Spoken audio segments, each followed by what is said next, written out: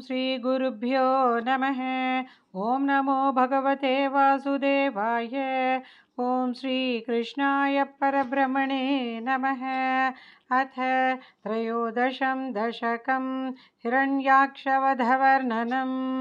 हिरण्याक्षं तावद्वरदभवदन्वेषणपरं चरन्तं सावर्ते पयसि निजजङ्घापरिमिते भवद्भक्तो गत्वा कपटपटुधीनारदमुनिः शनैरुचे नन्दन् धनुजमपि निन्दं स्तवबलम्। समायावी विष्णुर्हरति भवदीयां वसुमती प्रभो कष्टं किमिदमिति तेनाभिगदितः नदन् क्वासौ क्वासा पिति स मुनिना दर्शितपथः भवन्तं सम्प्रापद्धरणिधर मुद्यन्तमुदकात्।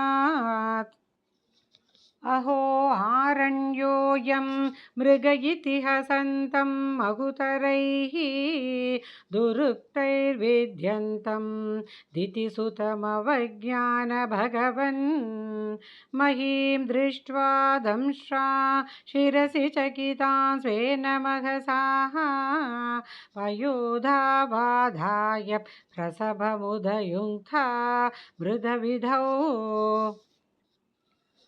गदापाणौ दैत्ये त्वमपि गृहीतोन्नतगदः नियुद्धेन क्रीडन् घटघटरवोद्घुष्टवियता रणालोकौत्सुक्त्यान्मिलति सुरसङ्घे धृतममुं निरुन्द्या सन्ध्यातः प्रथममिति जात्रा जगदिशे गदोन्मर्दे तस्मिन् तव खलु गदायां दितिभुवः गदाघाताद् भूमौ झटिति पतितायामहः भोः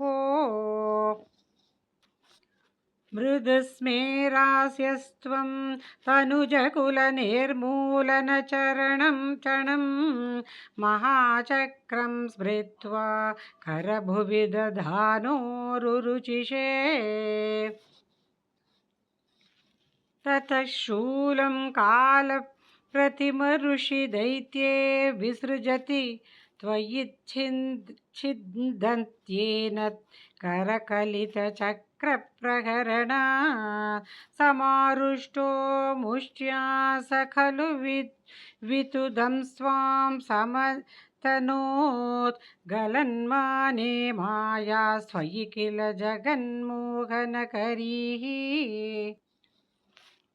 भवच्चक्रज्योतिष्कणलवनिपातेन विधुते ततो मायाचक्रे विततघनघोषान्धमनसं गरिष्ठाभिर्मुष्टिप्रहृतिभिरभिघ्नन्तमसुरं कराग्रेण स्वेन श्रवणपदमूले निरवधीः महाकायः सोऽयं तव चरणपात प्रमथितः गलत्रक्तो वक्त्रादपतदृशिभिश्लाघिततिः तथा त्वामुद्धामप्रमदभरविद्योति हृदयाः मुनीन्द्रासान्द्राभिस्तुतिभिरनुवन्नध्वरतनुम् त्वचिच्छन्दो रोमस्वपि कुशगणश्चक्षुषि घृतं चतुर्होतारोग्रौ